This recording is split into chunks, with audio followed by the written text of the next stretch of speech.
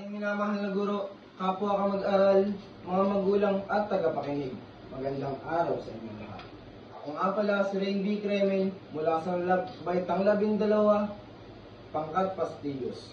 Ako ay mag-uulat mula sa aking nakalap na impormasyon tungkol sa pag-aaral noon at sa ngayon.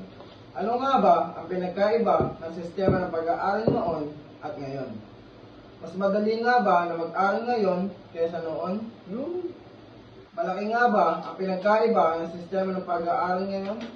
Dati, mas mahirap kumuha ng impormasyon dahil limitado lamang ang kanilang pinagkukuhanan ng impormasyon.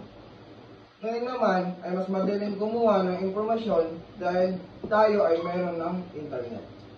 Noon, mas mahirap ang transportasyon dahil ang may mga kailangan noon ay ang mga may angat sa buhay. Ngayon, kahit mas mahirap ka pa sa daga, ay pwede ka nang makasakay kahit saan.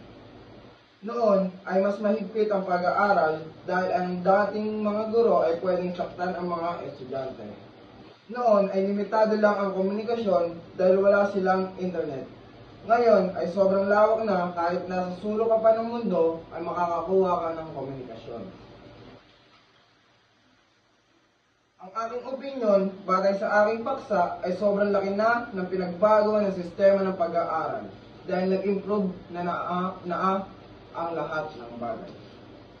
Sa palagay nyo, mas madali nga ba ang sistema ng pag-aaral ngayon kaysa noon?